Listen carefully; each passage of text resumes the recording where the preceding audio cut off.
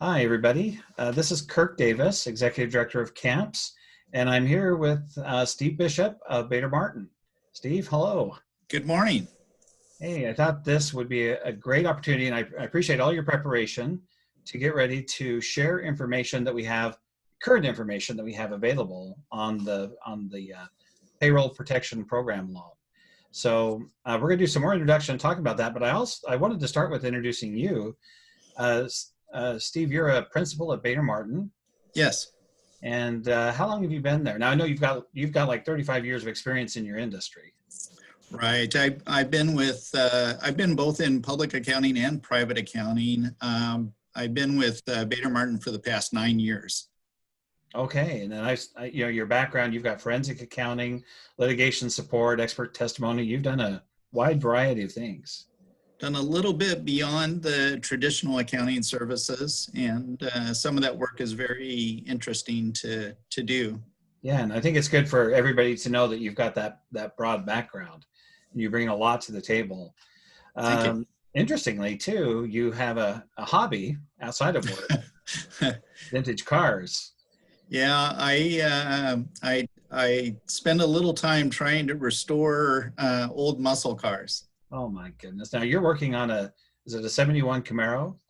Yeah, 71 Z28 Camaro, all original engine and returning it to stock condition. Wow, that sounds really, really cool. You've got a few cars under your belt already, I take it. Yeah, the other car I've completed was a 65 GT Fastback Mustang. Jeez, that is so cool. Well, I appreciate you very much because you're a high-speed individual, and Bader Martin is a high-speed company. And in my research, I was just seeing that you guys have been recognized by Inside Public Accounting and Accounting Today. Yes, it's a top quality firm, and we've had a lot of recognition over the years. We're constantly voted a best place to work and a good growing CPA firm. Well, I just have to thank you and Bader Martin for being a member of camps for the last four or so years, because you guys have been at all of our meetings. You've sponsored, you've been on our events committee, and you've been participative. You've helped me personally when I had some things I needed, and you were there to rescue me. So anyway, my thanks to you and Bader Martin and your whole team. You're very welcome. We've always had a manufacturing practice group, and realized 4 years ago that camps was the association we needed to belong to and be active in. Wow, you guys have been great. Well, we're here to talk about this PPP loan, or Payroll Protection Program loan, and it's kind of astounding when you think of the numbers of loans that have been done. This is really geared to helping people understand what's happening with that program if they've already applied and received that loan, right? Right. We're really going to try and focus on what it takes to obtain some forgiveness of the loan that people have already obtained. And if they have not yet obtained a loan, that process is still open. There's still money available. And for example, we know several banks that are still actively working with both their customers, and if by chance your bank is not working with you, we have some referrals that we could connect you with. That's great. I appreciate knowing that. So you had prepared some information for me that as of May 7th, which just a few days ago, about how many PPP loans have been handed out and how many billions of dollars. Gives you an idea of the magnitude of this program. Yeah. So some like almost 2.5 million loans, right? 2.5 million loans aggregating $185 billion. That was a lot of commas behind that. A lot of commas. So I'm not always used to seeing all those commas, man. So yeah, it's a big program and a lot of people have taken advantage of it. Mm-hmm. So there's some issues and guidance, but that guidance is changing now, like on how to get forgiveness. Yeah, I think what everybody needs to realize is that this whole program was in place very quickly, and the Treasury and the SBA have been charged with administering both the loans and the forgiveness process. So the regulations, there's been some that have been issued. In fact, just as of Friday, the loan forgiveness application has now been published with some initial instructions. But what everybody needs to realize is there's still some holes in the guidance, and they keep changing almost on a daily basis. So even what we hear from you today may change a little bit. Oh yeah. So I would say everything that you hear today, take with a little grain of salt, and definitely check things out before you take final action. So, one of the things that we talked about that is the question, is forgiveness an all or nothing situation? Yeah, and the answer to that is no. The SBA issued their interim final rules, which became effective April 15th. And if you want to look at those, they're published in the Federal Register at volume 85, number 73. Maybe you could just tell us what it is. Yeah, well, and then the SBA, oops, sorry. That's welcome to live recording. Yeah, welcome to live recording. So then the SBA, in consultation with the Department of Treasury, has issued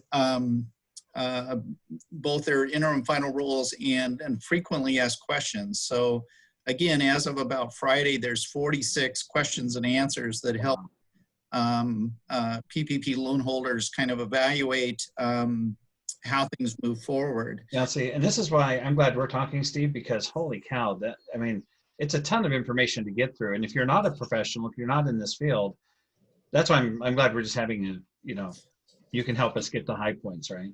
Yeah, that's really what we're trying to do, is give everyone a kind of a broad overview on how to proceed with loan forgiveness. But the key point to your question is it's not an all or nothing thing. You can portion of your loan forgiven. There's going to be some mechanics of how that number is determined. Now, could you just kind of give us an overview that if a company has received this PPP loan, their rate, the typical rate, the typical term, I don't know if that varies between banks. I don't think it does. The standard loan is for 2-year term with a 1% interest rate. And the forgiveness can include the accrued interest as well. Okay, my goodness. I was talking with one of our other member accountants a couple of weeks ago, and she mentioned to me that one thing for people to think about, this may be the cheapest money you could get. It's a pretty good deal, and then of course, especially if you're able to obtain some forgiveness, it's amazing. That makes it's an absolute gimme, yeah. And she was just saying that if let's just say you don't or can't get it all forgiven, still not the worst thing to ever happen. It's just to think of. Absolute worst case, it's a 2-year loan at 1%. That's a pretty outstanding rate. So anyway, just to give some perspective there, right? All right. So that's cool that even the accrued interest could be forgiven as well. So that's really cool. Yes. Now, there were certain things that this was designed to be used for, so that, what's that? Yeah, that's correct. So the loan program was designed to be an economic stimulus to help medium and small businesses get by during the pandemic. So there's kind of 4 key areas of costs that are intended to be, that the loan proceeds are intended to be used for. The primary one is payroll and related payroll costs. Trying to keep as many of your employees on staff, rehire furloughed employees, etc. It's also intended to cover interest on covered mortgage obligations that, as long as that mortgage was entered into prior to February 15th. And that has been interpreted to include loans on personal property as well. The proceeds can be used for rent, also if the rental agreement was in place prior to February 15th. And then lastly, utility costs, also for services that were in place prior to February 15th. So really the kind of 4 basic things to help a business carry on during the lockdown period. That's great. So there's a couple of things I'm thinking about, and I don't know if you have an answer to this. but I'm putting myself in the shoes of a small to medium-sized manufacturer, because we work with manufacturers. When do they need to start thinking about this forgiveness? Now, I understand up front they need to be thinking about those 4 uses that you just talked about. Yeah, they really need to start thinking about it as soon as they've obtained the loan, because what the SBA is going to do is there's going to be an 8-week period referred to as the covered period following the first disbursement of the loan. And how the money is spent beginning with that first disbursement for the 8-week period is what's going to help determine the amount of the forgiveness. Wow. So, for example, one of the things we've been recommending is that a company establish a separate bank account so that the tracking of those loan proceeds and what it's used for can be documented and monitored. So you would actually see the money come out of this account for this purpose, paid to this source. Right. And then, basically what's going to happen is as you apply for loan forgiveness with the lending institution that made the loan to you, we suspect that each of those banks may have slightly different criteria for the documentation they're going to be looking for to support that application for forgiveness. There we go. So you were mentioning how they use the funds in the first 8 weeks, will have an effect, some kind of bearing on that. Right. Well, and one of the key provisions is that because payroll was one of the preferred eligible costs, one of the rules that's come out is that to obtain complete forgiveness, at least 75% of the loan proceeds must be spent on payroll and payroll-related costs. So even though there's 4 categories of eligible costs, you do want to make sure you're trying to maintain that 75%. 75% goes to payroll. Payroll and payroll-related, which includes things like healthcare, retirement contributions, state payroll taxes such as state unemployment, labor and industries. It does not include independent contractors. And the one other thing you need to be careful of is it cannot include payments to an individual who makes more than $100,000 on an annualized basis.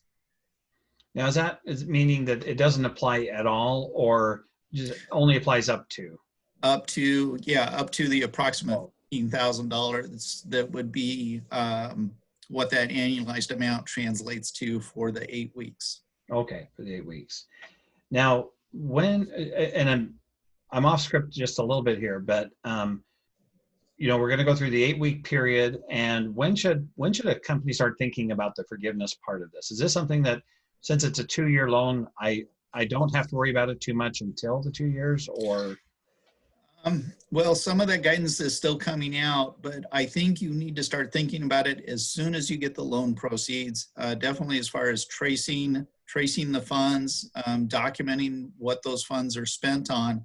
I believe you can apply for the loan forgiveness immediately following the 8-week period. Okay. This brand new application that came out on Friday will have some additional guidance on the timing of submitting that application. So this makes, I think this makes it more clear and more urgent, if you will, to stay right on top of it during this 8-week period.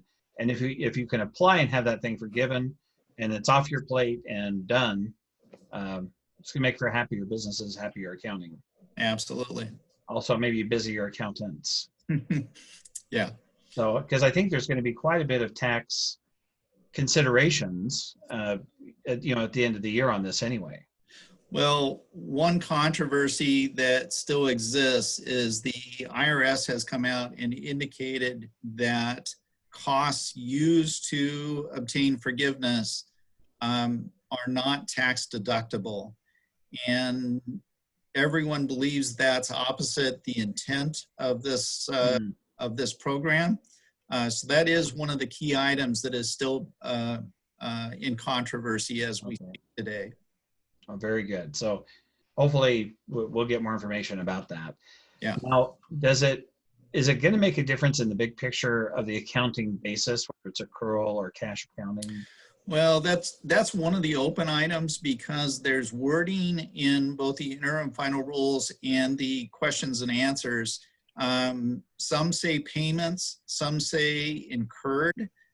So it's a little bit unclear as to whether it's a cash basis or accrual basis method. Our firm is recommending to use cash basis to make sure that any payments are made prior to the end of the 8-week period. Okay. Or costs that you want included. Okay. That's pretty, I mean, that makes it easier, and it makes it a little more difficult if we're thinking on accrual basis and we're accounting in advance for expenses we may have. So right. That could be a little trickier. So now you talk about covered period, and is that the 8 weeks or is it? That is the 8 weeks. Yes. Okay. So it's interesting. People shouldn't get into this mindset that they've got a 2-year window on this before they need to take action. The covered period and the time for action is really at and just right after this 8 weeks. Yeah, the money that is spent out of the loan proceeds during that 8 weeks is what's going to determine the amount of forgiveness that a business can obtain. Okay. I think this is really, really good to know. Now, I think you said just this last Friday that the SBA put out the application on the guidance on, so it's an application, I think on their website that you would then give to your banker. Right, yeah. So to obtain forgiveness, you have to formally apply for that. And this is a form that has been released by, I believe, the Treasury in conjunction with the SBA. So this form will actually be submitted to your banker. And then we're still thinking that your banker may or may not have additional criteria over the support that must be provided to document the costs. Now, I think that people who applied for this loan found it to be challenging in some degree because of the application process to apply. But when I just looked briefly this morning at the application from the SBA, and it's about 11 pages with guidance and questions, Mm-hmm. so it's not going to be a real one or 2 hour thing. I think it's going to be. I think it's going to take some time, but everybody that we're kind of directly speaking to, if you've already obtained a PPP loan, then this will be the process to go through to obtain at least some forgiveness. Okay, very good. So once again, I'm off script just a little bit, but I did hear something about if the amount of the loan was under 2 million, there's some kind of consideration. Right. So the original rules basically necessitated the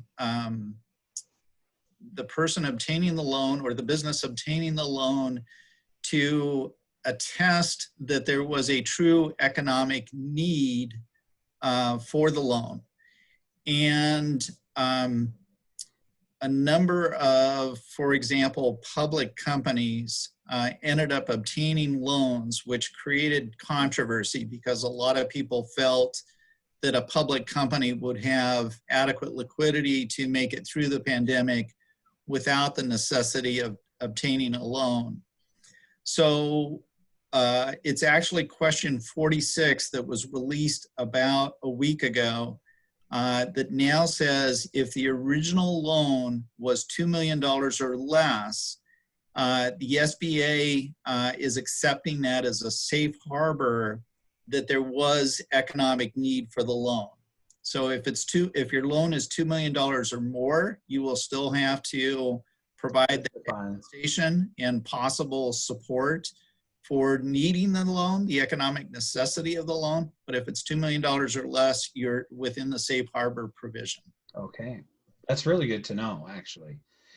Now, have you, I don't know, do you have any guidance for us on the type of documentation that's going to be required for the forgiveness? Well, I would err on the side of caution of possibly over documenting versus not documenting. So yeah, I think it's going to include things like your payroll tax reports, any payments that you've made on mortgages, including possible related statements related to those payments.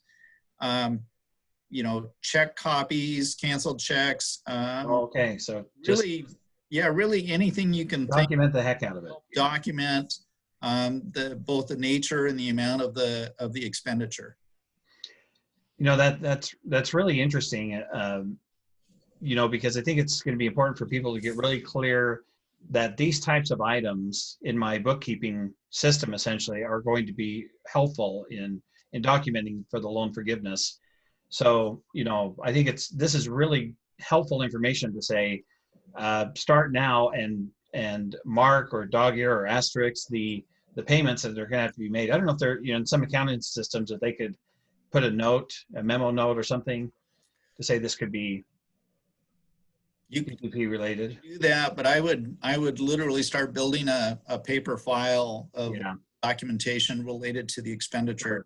Yeah, exactly. And I think hopefully as a best practice, a lot of businesses already have, strong paper trail on expenses and all that, but this is like, make a copy, put it into separate. Yeah, this will be a little bit above and beyond the call just to make sure you have everything. And don't hesitate to start speaking with your bank now on what the expectation is of the records that will need to be provided. That's great. Yeah, because do you think it could vary a little bit by bank? I think it will. Yeah. Okay. So banks will have some say in that. Now this kind of goes right along with what we were saying, but do you have any recommended tracing methods, for tracing these costs? That's where we were recommending that you actually establish a separate bank account to hold the proceeds of the loan, and then those bank statements will show every inflow and outflow to the loan. I think that's going to help. What about how do you identify? Professionally, how do you feel about shoe boxes? We see a lot on 1040s, and they've never been our favorite. Never been our favorite, yeah. So there might be a better or more sophisticated way to submit that, right? Yeah. I'm sure your banker wouldn't be very happy to have thousands of shoe boxes. Probably not. Yeah. So, but in terms of methods, so you'll have transactions in and out of that account. You would have the backup documentation to say, these were our payroll records, this was our mortgage payments, and right down the line. Correct. So do you think people should be worried if they feel like their costs during the eight weeks didn't, maybe it's only 60% of the loan or 70% of the loan? Is there something to worry about? Well, yeah, I think the idea is to try and maximize the forgiveness that's possible given your unique circumstances. There you go. So, not all businesses are going to be able to obtain 100% forgiveness of the loan. It's going to be dependent on your employee headcount and your compensation levels, and then also that 75% ratio of payroll costs, payroll and related payroll costs, compared to the other eligible costs that can be from the loan proceeds. So, in my mind, do what you can to try and maximize the forgiveness. But if you don't get 100%, you've done your best, and getting any kind of forgiveness is going to be better than getting none. There you go. Well, listen, from your point of view, is there anything else we should consider? This was a great, I think, big picture overview. I felt like I've learned enough. I don't have to go read all the regulations that maybe you've read. But, I feel like I can have an intelligent conversation with my banker, right? Yeah, I mean, this is definitely an overview. There's a lot more to kind of consider as far as moving forward. Definitely talk to your bank. If you have a CPA firm that you work with, definitely talk to them. One consideration is that our kind of governing body, the American Institute of Certified Public Accountants, has called this out as a high-risk area for CPAs to look at. So the one consideration would be if you're getting your financial statements audited, your CPA will need to be reviewing these transactions, and you want to make sure that you protect their independence.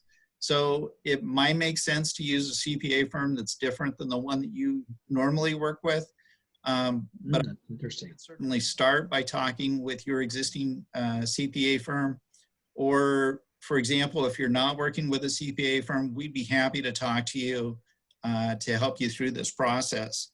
I agree. Yeah, I was going to recommend you anyway. I was going to, you and I talked about before that, people may already have a relationship with an accounting firm, but if not, I think you've made it very clear that you're interested in this topic, that you're staying right on top of it, and that Bader Martin, is open for business. So we definitely are, and we have a coronavirus knowledge resource center that can be obtained directly through our website.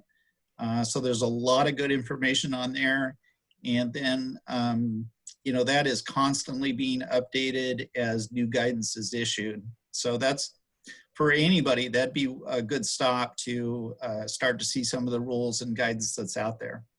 Yeah, well, I want to thank you so much for giving us this overview. And of course, it just scratches the surface. I think there's a lot more. And like you said, based on individual situation and people getting very clear about the methods that they use and feeling like they've got a good handle on this. And maybe, as you mentioned, even having a second set of eyes or a second firm even take a look at this independently.